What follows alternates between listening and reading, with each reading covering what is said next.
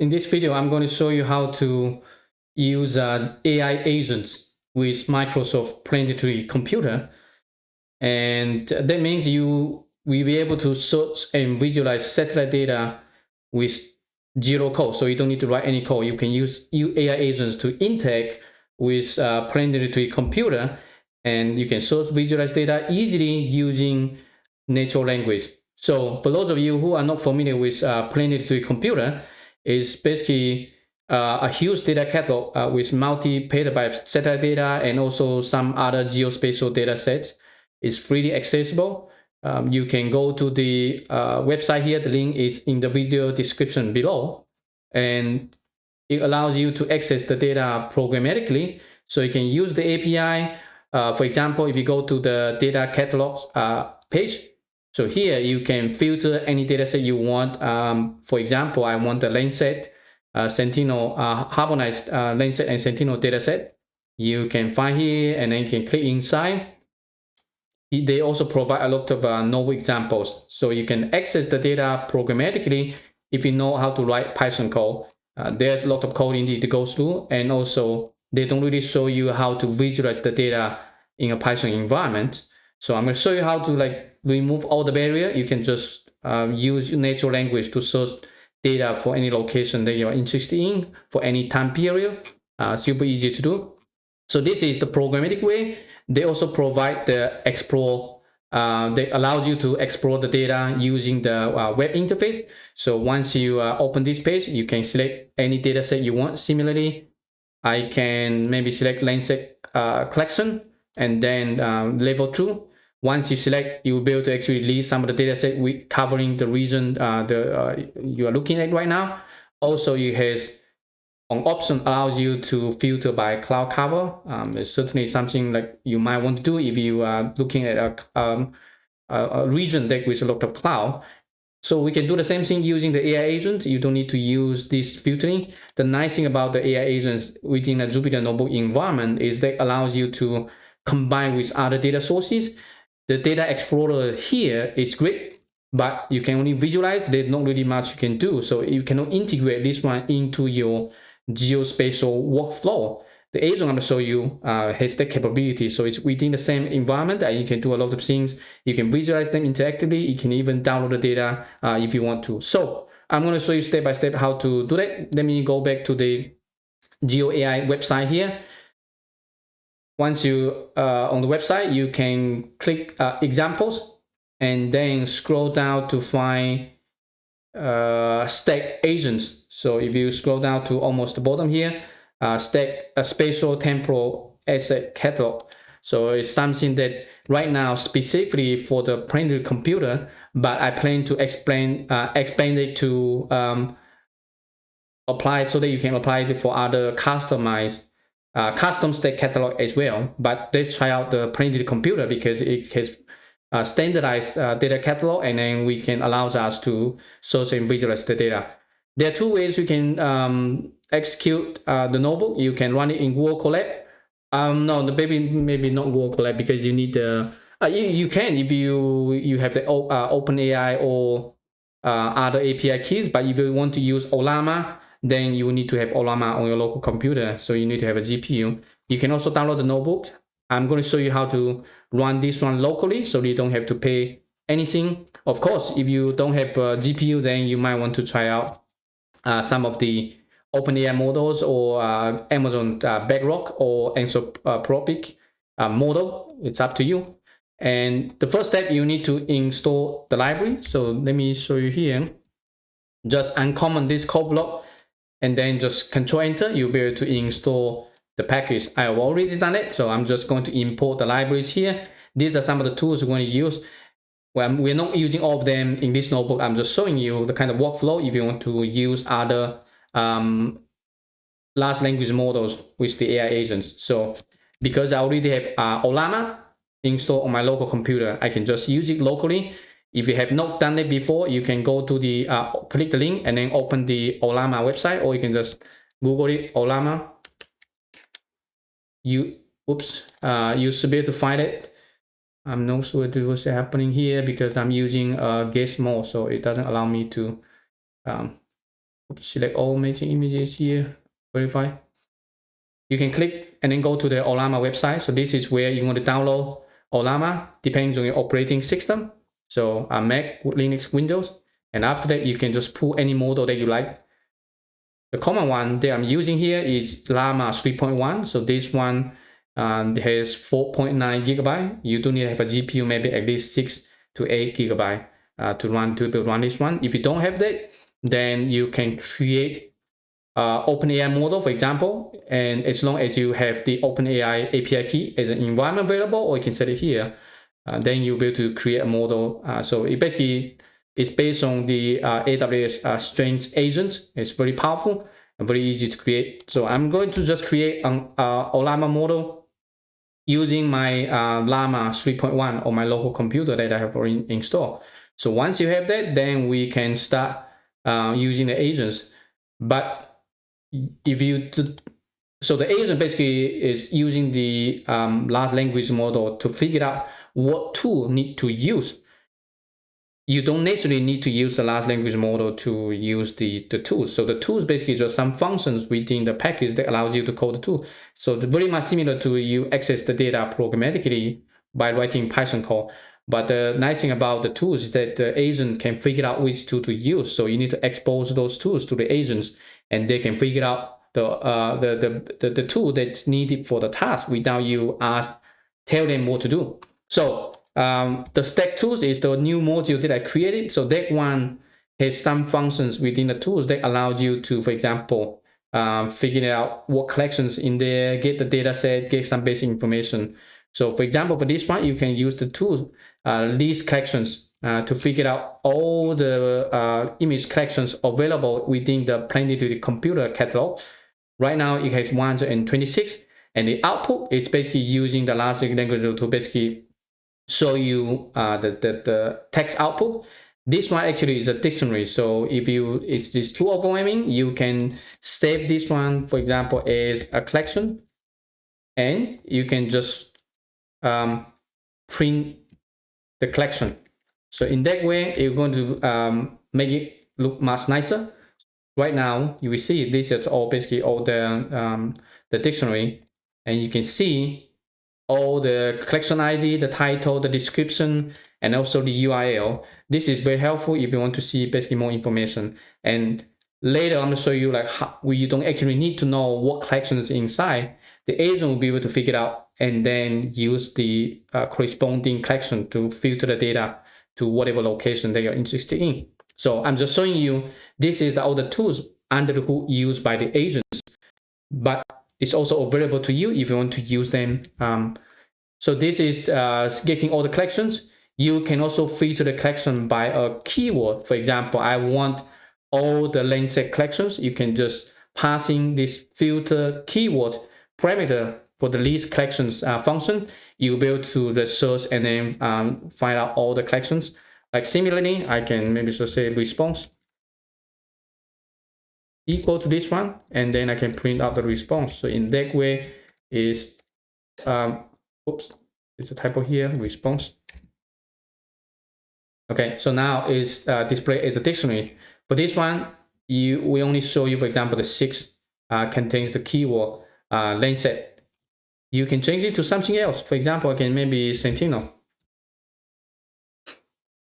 You should be able to find out, for example, here we have 18 image collections that contains the keyword, like something in the title, in the abstract description that contains Sentinel. So this one, we have 18 datasets. Okay, so this is how you use tools directly programmatically. Like I said, the tools are used by the agent under the hood. So earlier, we already created a model, the Ollama model. Now we can actually create an agent. So earlier, we just used the tools, not the agent yet. But now we are going to create the agent. All we need to do is just to pass in the model into the agent's constructor. And then we're going to save this one to an agent. Okay, very quick. So it took just a couple seconds, and the agent has been initialized. Once we have that, now we can just call the function agent.ask. So you can ask the agent anything, and the agent has access to all the tools under the hood that we have provided to them And this is not something that you can do with just using OpenAI or Gemini, because they will just provide you some code. They don't actually have access to the tools. You have to copy the code somewhere and then run it on a computer to be able to do that. But for the agent right now running on a computer, the agent has access to the tools. So external tools, they basically not just the knowledge within the language model, also the tools that's available to them. So they can code the tools directly without you having to ask them, like, oh, need to use this tool, you need to use the other tool, you need to use this function, use that function. They will figure it out. And this is the beauty of using the AI agents. So let's give it a try. In here, I'm going to ask the agent, find Sentinel-2 imagery over San Francisco in August 2025. So this is basically just a natural language query. We don't need to provide them the bounding box. We don't need to provide them the date format. You can just ask anything. So here, once you ask, it's going to take a couple seconds. Then it's basically going to figure out, okay, what's the bounding box for San Francisco? And you say August 2025, it's going to figure out the date, the time format needed for the tool. As you can see, it's going to return just the first result. Certainly for the tool, you can ask it to return multiple results meeting the criteria. But for this one, we're just saying, okay, just find one imagery and then just show me the result. Is something that we want. Here is the ID. So each imagery has a unique ID. All the data within the data catalog has a unique ID. It belongs to the Sentinel-2 collection. And this is date and time, 2025 August 31st. Exactly what we asked for. Also, the agent figures out the bounding box. So you don't need to tell the agent bounding box. And this is super a great time saver. Like, you don't have something, oh, I want to work on this area, I need to find out the bounding box first. Now you don't have to, because the agent will be going to figure it out by themselves. Also, you're going to print out all the assets. That means what kind of data, what kind of spectral bands are contained within this imagery, this particular stack item. Once we have the information, we can use them for visualization if you want to. So let me show you. If you really want to do the visualization, you can do it easily. These are all basically all you need. The information that you need is the collection and also the ID, also the band combination that you want. So this is how you do it programmatically if you don't know how to do it, right? And so I'm going to show you here, for example, map equal to map.map, map, and then just let me show the map first. So we're going to create, for example, a map library base map. And so how you can actually visualize data returned by the agents. Again, you don't have to do this one. I'm just showing you the next one. We're going to show you, we're going to have a chatbot that the agent going to basically load the data. But under the hood, this is what is being called. So add underscore stack layer, STSC layer. So inside here, what you need to have is the collection. So you need the collection, you need ID, and also the asset, the band combination you want to use. For this one, I'm just going to copy here and then collection equal to double quotes. Then you'll be the, what's the next one? Then the item basically is the item ID here. This is the one that we need. And then lastly will be the asset. So the asset means which band you want to use to visualize. In this case, you can visualize using natural color 432, or I can maybe the near infrared 843, for example. So I can just come here, then assets. You can pass in a list. So this one will be B08, comma, oops, and then B04, B03.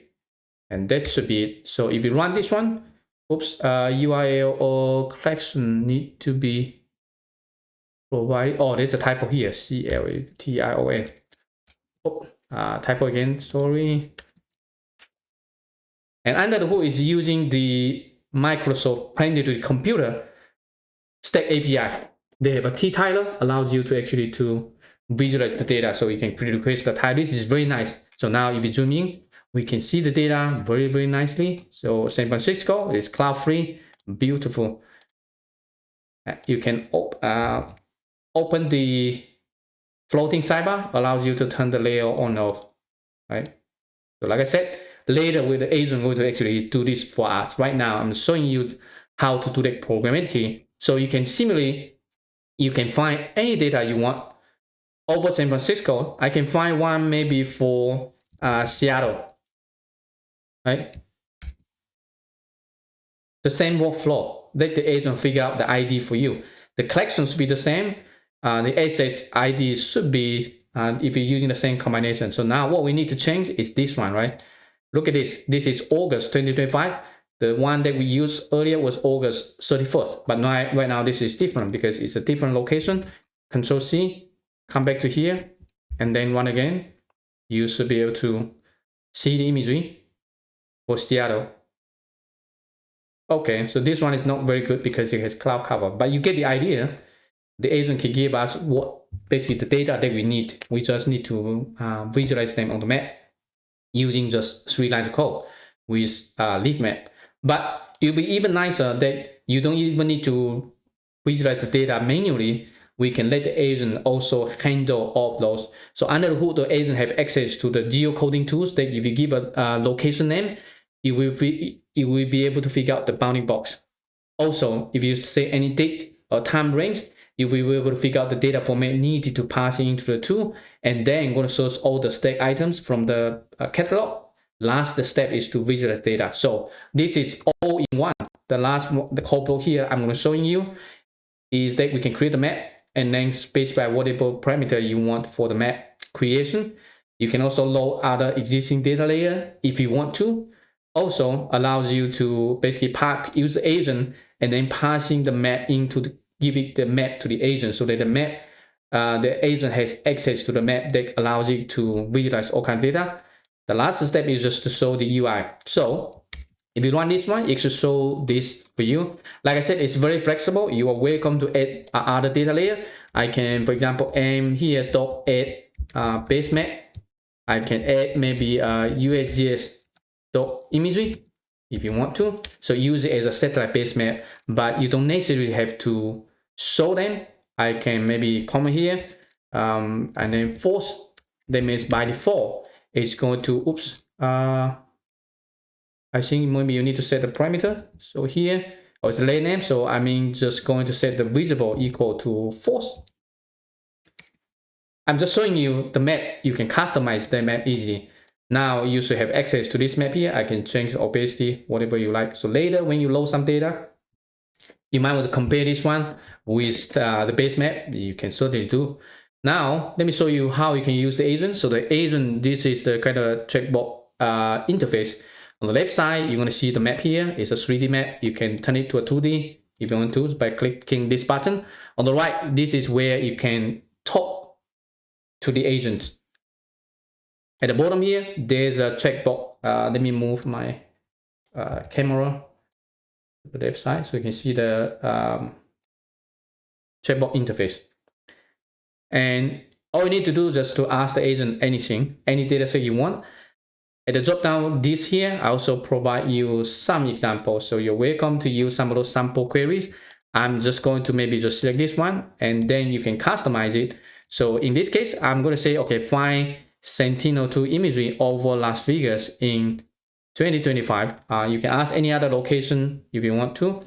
So all you need to do is just control enter. It's going to send the query, or you can click the search button. At the bottom here, you will also see the steps. You're going to show you like what the agent is doing, showing you all the process. So you see, just within a couple seconds, now we have this imagery covering Las Vegas. Also, the agent is going to show you the final output, what item did you find, and also the collection, also the date. You can see the format here. It's very nice because you don't really need to do it by yourself. Also, I'm going to show you what assets was used to visualize this imagery. So this one, B43 and 2, is the natural color combination that I showed you earlier. So like I said, right now, you don't have to do that manually. The agent will figure it out by themselves to actually visualize the data. So here, I can do the same thing. Find Sentinel-2 imagery over, right? Earlier, we do it programmatically for San Francisco. So now I can do the same thing, San Francisco. CISCO, right? Let's see if we do the same thing or not. Control Enter, and you can see the progress bar here. Geocoding location, source the items, and then adding to the map.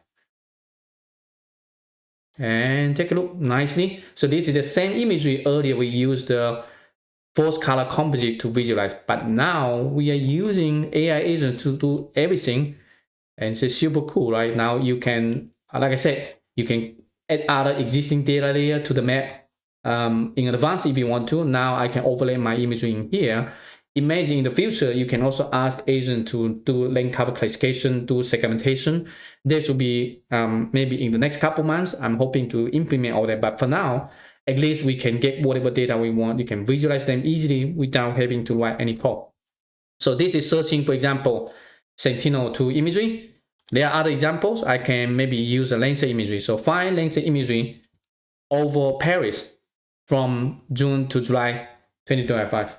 So right now I'm not asking just a single month. You can ask a range, like which months, or in the spring or in the summer, like whatever you want. Then just Control Enter, and this way. So the map is, you're gonna find out all the data that you need and then add to the map. Then zoom to that particular location. What we're looking at right now, this is Paris. And okay, so now we get the imagery. So this one has a kind of a lot of cloud, and it's not very good. You don't really need to see anything. So pretty much like 80-90% basically cloud cover. So what you can do here, you can also give a criteria. I'm going to select another one here. Find Landsat imagery over Paris with less than 10% cloud cover in June 2025, right? So the agent will be able to figure out what do you mean by cloud cover, and then passing as a parameter to the source items function, the tools, and then we'll be able to source that. So let's run this one again, see what happens. Again, geocoding location, source the items. Then once you find the items, it's going to add to the map. So hopefully we're going to see much better imagery with less cloud cover. So why is not? Let me see here. It's not working right now. Let me try again.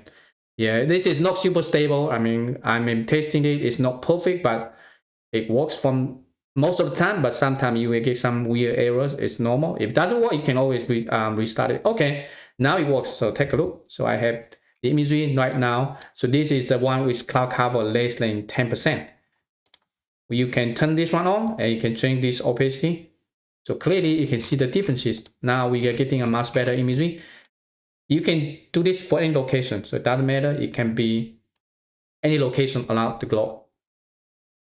So this is for Landsat imagery, but the Planetary Computer has a lot more data set.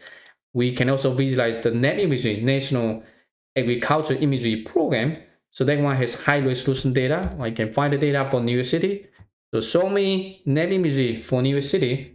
Under the hood is going to basically call the function, find out the collection ID for NAIP imagery. Oops. This is not normal. It should. Because I know it does exist. So sometimes you might need to run down people times. If it doesn't work, sometimes maybe the agent is kind of not synchronized. So let me just recreate the agents. Hopefully it will resolve the issue. So let me try this one again, maybe Sentinel-2, see if it works. And this is some of the things that you have to be careful. The agent sometimes is doing some unpredictable things that you don't expect them to do, but it happens. Okay, so let me try this one again. Show me NAIP imagery over for New York City. Oops. So this might be a bug. It's interesting. Let me try this one here. Yeah, I did notice sometimes if it fails, it's going to basically print out the previous one. It looks like I found a bug. It happens when I was doing the testing, but anyway, so let me try this one again. Maybe we start with this. If it doesn't work, then I need to go back to fix the package. Yeah. All right. Then let me try the DM, see if it works. I'm not sure if it's just the agents. It's funny. Okay. How about this? Let me restart the kernel. See if it works. So run this one again. Sometimes the agent might have some case on the computer. So if already something goes wrong, it might not be able to fix it by itself. And hopefully, maybe I can show you here. And let's try again.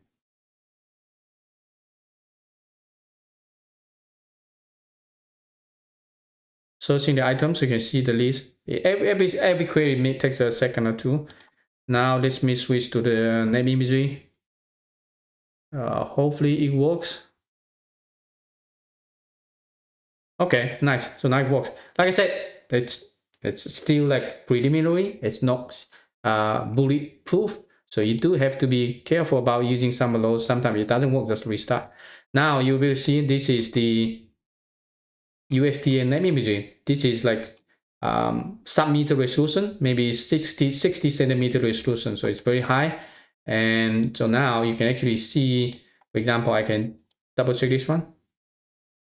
Right, so this is the USGS base map. It's not super high resolution, but now we can also have this sub-meter resolution imagery, and it's very big. But this is all cloud native, so we can visualize the data without having to download them. It's very, very cool.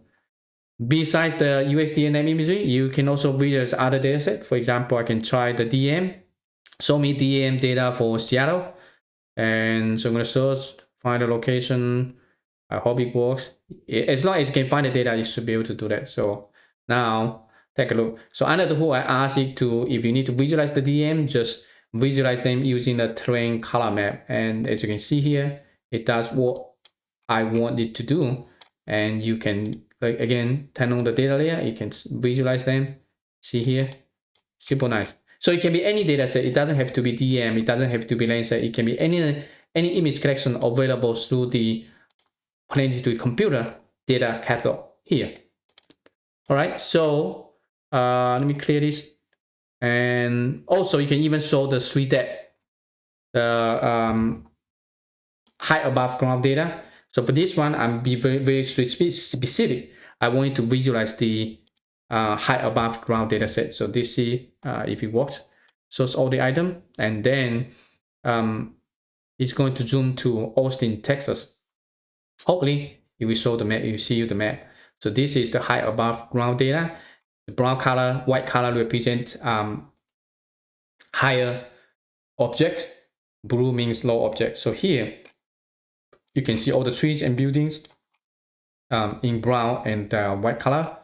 You can press Control on your keyboard and to see all this. Right now, it doesn't show you the kind of the 3D view. In the future, you'll be able to do that. But for now, I'm just showing you. You can load the DM and LiDAR data, LiDAR derived DM for any location within the US, as long as it is available through the data catalog. Last example, ASTER. So this is another set of data set, especially for doing, for example, temperature data. You can also search it. So this one is at the global scale, so you can find any data. I'm just asking to find the data, show me in Japan. So hopefully you'll be able to show up. Sometimes it's not okay. As this one is using the default bank coordination, so you can try for other locations. Like I said, test it and let me know how it works. It might not work 1% of the time, but it should do the work as long as you follow the instructions. So let me go back. For example, here I want to maybe Sentinel-2 imagery over Las Vegas. I'm going to show you maybe for Knoxville. Okay, see if you can find it. The city that I'm living in. Just Control Enter and then let it do the work. So I'm going to find the location, and source code under the hood doesn't hard coded the location.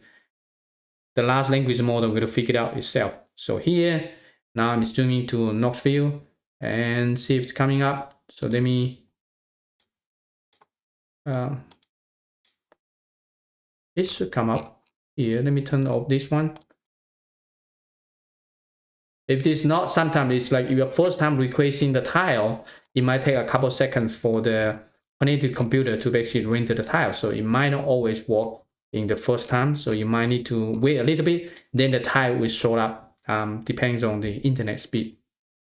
Anyway, so this is what I want to show you. I hope you find it useful. There are a lot more features to come. Right now, this agent only works specifically with a planetary computer, but in the future, it's going to be working with any data catalog. So as long as you know the STAC catalog, it has the search functionality, the agent will actually be able to do that for you, and you can integrate this one into a geospatial workflow, allow your customers, your users to search your data catalog without having to write it programmatically. It's going to be super powerful, and this is the future of GeoAI.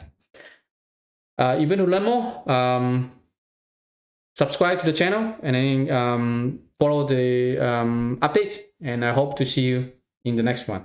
Take care. Bye-bye.